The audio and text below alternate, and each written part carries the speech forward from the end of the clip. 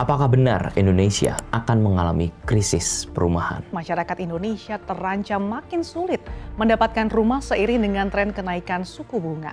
Benar gak sih? 5-10 tahun ke depan nanti, generasi produktif terutama Gen Z dan milenial bakal semiskin itu. Sampai-sampai nggak bisa beli rumah yang layak. Dengan semua kebijakan yang ada ditambah dengan kondisi ekonomi Indonesia saat ini, aku bakal bahas tuntas tentang kemungkinan krisis perumahan yang akan terjadi di Indonesia.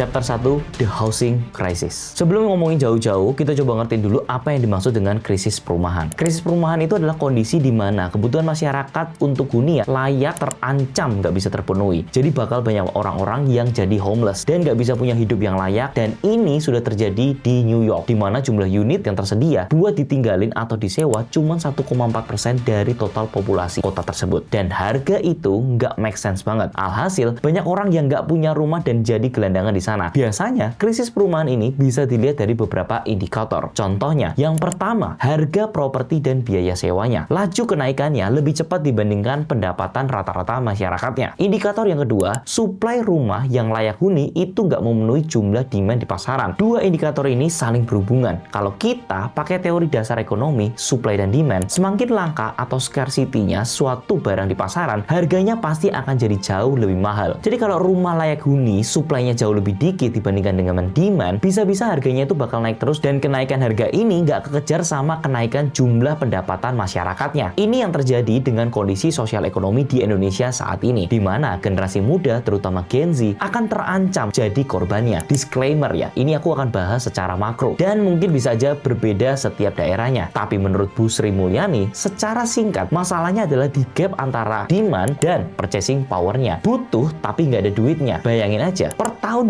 2023, ada survei yang menunjukkan bahwa rata-rata gaji Gen Z itu masih sekitaran 1,8 sampai 2,9 juta per bulannya. Dengan gaji sekecil itu, hampir nggak ada kemungkinan Gen Z untuk bisa beli rumah. Kita lihat statement dari BP Tapera. Berdasarkan mereka, upah masyarakat itu rata-rata naik 3,1% per tahunnya. Sedangkan harga properti naiknya tuh 5% per tahun secara kumulatif. Kalau laju peningkatan upah masyarakat tidak kunjung membaik, bisa-bisa laju pertumbuhan harga properti itu 1,5 kali lipat lebih cepat dalam 20 tahun ke depannya. Jadi kalau misal kalian punya gaji, coba usahain tiap tahunnya ada kenaikan di atas 7%. Ini biar bisa ngalahin inflasi dan at least bisa beli rumah pertama kalian. Karena rata-rata kenaikan gaji itu cuma di angka 3% per tahunnya. Atau kalau enggak, kalian akan terancam harus tinggal di kos-kosanku selamanya. Ini bercanda ya. Kementerian Umum dan Perumahan atau Menteri PUPR sempat ngomong juga bahwa backlog perumahan di Indonesia tahun 2022 itu ada sekitar 10,5 juta unit. Backlog perumahan ini menggambarkan jumlah kebutuhan rumah yang masih sangat kurang buat menemuin kebutuhan perumahan negara. Walaupun di tahun 2023, backlog ini mengalami penurunan jadi 9,9 juta, ini pun masih dianggap kurang signifikan karena cuma berkurang 5,7% aja. Sedangkan rakyat Indonesia tiap tahun naik sekitar 1-2%. Walaupun sebenarnya menurutku ini not bad loh, karena sulit sekali untuk bisa merealisasikan 1 juta rumah setiap tahunnya. Di sini coba aku baca survei harga properti dari Bank Indonesia. Kalau dilihat, memang kenaikan harga properti secara keseluruhan di tahun triwulan 2024 cukup cepat ya, terutama di daerah-daerah Kalimantan yang dekat dengan pembangunan IKN sendiri. Pontianak aja dibanding tahun lalu naik 4,86% secara triwulan atau 9%-an selama 1 tahun. Samarinda 2,45% atau sekitar 9,8% per tahunnya. Bagiku, untuk satu wilayah sendiri hampir naik 5% itu angkanya kerasa banget. Kenaikan harga ini mostly didukung sama permintaan rumah kecil dan besar. Pembelian rumah kecil naik 37,84%. Pembelian rumah besar naik 48,51%. Tapi yang mau aku highlight di sini adalah walaupun penjualan rumah kecil dan besar meningkat besar, tapi ternyata non-performing loan KPR atau gagal bayar juga meningkat per Maret 2024. Jumlah kredit yang bermasalah naik 14% YoY dari 13,4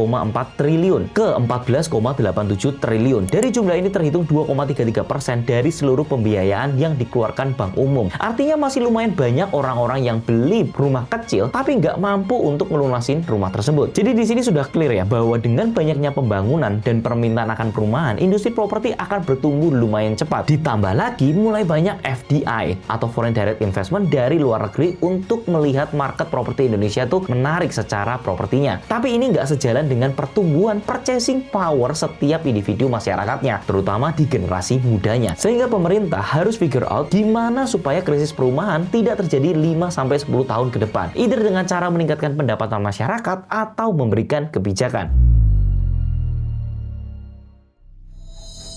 Chapter 2, cara mengatasi. Kita coba bahas beberapa program yang sudah dilakuin buat mencegah krisis perumahan ini. Nah, yang pertama adalah program subsidi dari pemerintah. Program subsidi untuk properti dari pemerintah itu sebenarnya sudah lumayan banyak. Contohnya ada program FLPP, Fasilitas Likuiditas Pembiayaan Perumahan. Subsidi buat masyarakat berpenghasilan rendah atau MBR biar bisa beli rumah. Di program ini, pemerintah bisa bantu subsidi KPR dengan DP 10% aja. Dan suku bunganya cuma 5% aja per tahun dan itu bebas PPN. Jangka waktu pinjamannya juga sampai dengan 20 tahun. Kinerja FLPP di tahun ini surprisingly lumayan bagus karena bisa mencapai target pembiayaan lebih dari 100%. Yang awalnya 166.000, sekarang di 21 Oktober 2024 sudah mencapai angka 167.875 unit. Selain FLPP, pemerintah juga punya program sejuta rumah. Program ini lebih ke percepatan kerjasama dan kolaborasi pemerintah sama pelaku developer,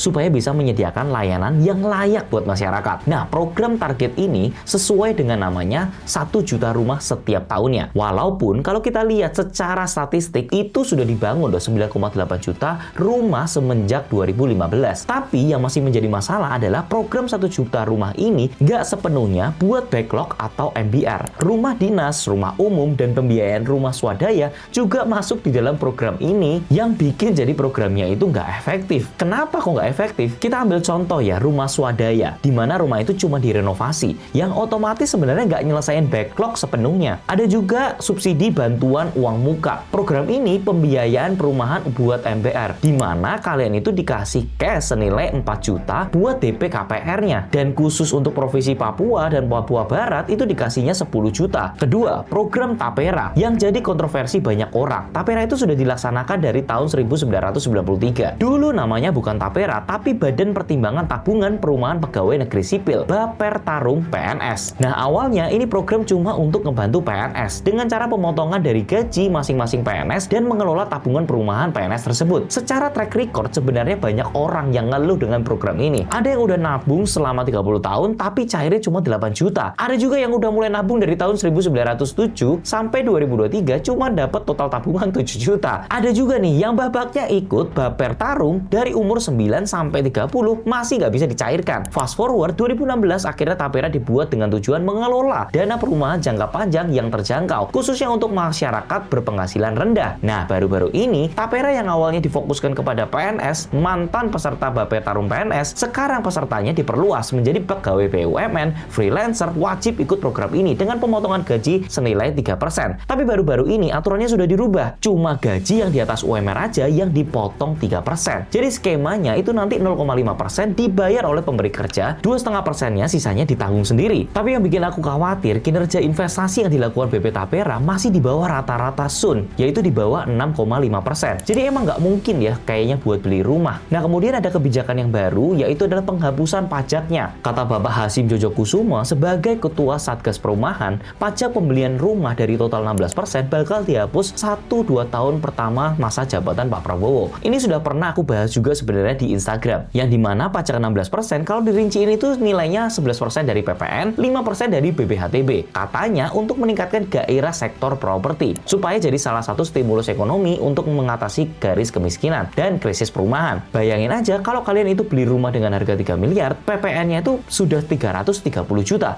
Belum lagi BPHTB-nya 5%. Yang aturan hitungnya itu setiap daerah beda-beda. Dengan semua program yang sudah dilakuin, menurutku ini masih susah ya buat menyelesaikan krisis ini. Karena ini adalah program-program yang untuk membantu kalian itu pembelian di awalnya aja menggunakan KPR. Tapi untuk maintain agar mereka tetap bisa membayar selama 15 tahun cicilannya itulah yang paling berat. Dan sumber utamanya harus diselesaikan, yaitu adalah peningkatan pendapatan dari Gen Z itu sendiri. Tapi aku ngerti lingkaran ini tuh seperti lingkaran setan ekonomi. Kalau nggak ada rumah, rakyatnya nggak sejahtera. Kalau nggak sejahtera, nggak bisa afford edukasi. Dan akhirnya gajinya juga semakin lebih kecil. Dan aku yakin pemerintah tuh juga sebenarnya sudah melakukan yang terbaik. Tapi kalau sampai ujung-ujungnya effortnya masih kurang, ini yang bisa terjadi di Indonesia, yaitu adalah krisis perumahan itu sendiri.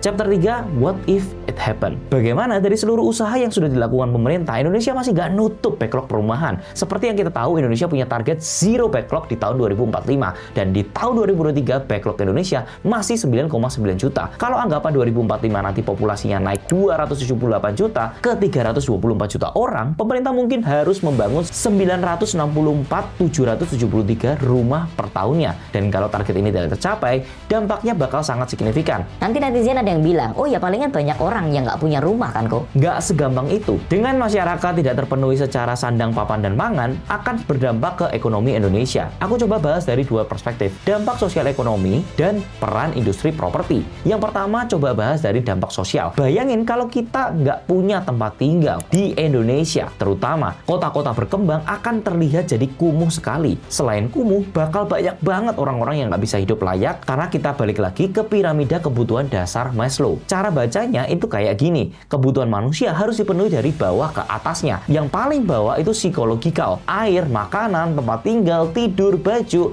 intinya adalah sandang, papan, dan pangan itu sendiri. Kalau ini belum terpenuhi, kebutuhan lain yang di atasnya sudah pasti tidak akan terpenuhi. Jangankan edukasi, buat hidup aja masyarakat sudah sangat sulit. Boro-boro mikirin cita-cita, kalau ini terus berlanjut, yang ada itu bakal makin parah. Indonesia nggak mungkin jadi negara yang maju, karena untuk jadi negara yang maju diperlukan rakyat yang cerdas. Selain itu, kalau banyak orang yang tidak punya rumah, ini bisa meningkatkan angka kriminalitas. Kita bisa lihat contohnya di New York. Di sana banyak sekali gelandangan karena krisis perumahan di sana lumayan parah. Bayangin aja seluruh unit yang di New York cuma 1,4% yang available buat disewa dan dijadikan tempat tinggal. Karena suplainya terbatas, harganya juga jadi mahal. New York jadi kota kedua dengan rental properti yang paling mahal di dunia setelah San Francisco. Saking mahalnya, untuk orang-orang berpenghasilan rendah di sana perlu ngabisin setengah dari income bulanannya buat ngebayarin tempat tinggalnya. Berarti kalau kita digaji dengan 7 juta, 3,5 jutanya dipakai untuk tempat tinggal. Sisanya dipakai makan, nabung, dan lain-lain. Mepet banget. Dengan kondisi kayak gini, orang-orang banyak yang nggak punya rumah akhirnya jadi gelandangan. Dan gara-gara gelandangan, mereka ini jadi sering sekali mengemis, mencuri, melakukan hal-hal yang membuat masyarakat resah. Kota jadi nggak aman dan kalau dibiarkan terus-menerus, jadi kota yang tidak beradab. Kedua, krisis perumahan ini akan berpengaruh ke ekonomi secara keseluruhan. Dan kalau beneran ini sampai terjadi, krisis perumahannya, maka harga properti itu akan jauh melambung lebih tinggi lagi. Karena dengan jumlah orang yang sangat banyak, jumlah perumahan yang terbatas, maka dari itu harga akan naik tajam berdasarkan hukum demand and supply. Dari sini, orang-orang akan lebih fokus untuk menyimpan dan menghabiskan uang mereka demi membeli rumah mereka yang harganya semakin tidak masuk akal. Mengakibatkan masyarakat mengurangi konsumsi mereka atau menambah utang, boro-boro menabung dan investasi. Kebutuhan papan aja belum terpenuhi. Dengan begini, tingkat konsumsi masyarakat akan sangat melemah, sehingga GDP ekonomi bisa menurun secara signifikan. Selain itu, dengan adanya krisis perumahan ini, hal ini bisa memicu inflasi karena perumahan merupakan salah satu komponen utama dalam indeks harga konsumen. Walaupun terlihat sepele, tapi gara-gara nggak punya tempat tinggal yang layak, dampak ekonominya itu sangat besar. Karena menurutku, semakin maju ekonomi sebuah negara, pastinya rakyatnya harus makmur terlebih dahulu. Sekarang kita bahas dari segi industri propertinya. Kalian bayangin aja, dalam pembangunan satu rumah aja diperlukan kontribusi 175 industri dan 350 UMKM. Mulai dari konstruksi, pekerja, bahan material, sampai interior dekor. That's why properti menjadi salah satu industri yang paling penting karena besaran modal dan putaran duit di industri ini memang gede banget. Indonesia sendiri, industri konstruksi real estate itu berkontribusi 12,4% dari seluruh total GDP.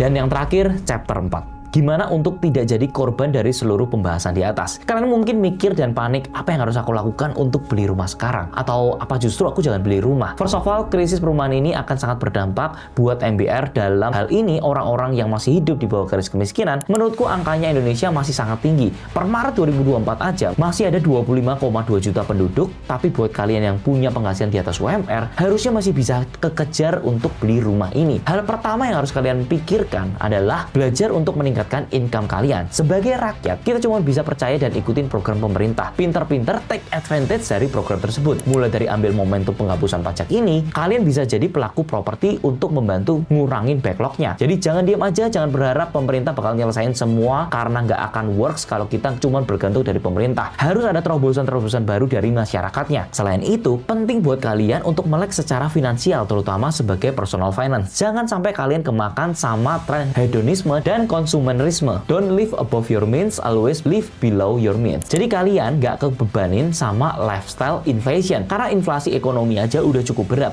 Ditambah inflasi perumahan. Jangan tambah-tambahin inflasi lifestyle kalian. Kira-kira ini adalah gambaran tentang krisis perumahan di Indonesia. Aku harap kalian jadi lebih aware tentang krisis perumahan di Indonesia dan stay tune terus di YouTube channelku. Karena seperti biasanya, semua akan properti pada waktunya. Thank you for watching and I'll see you in the next video. See ya!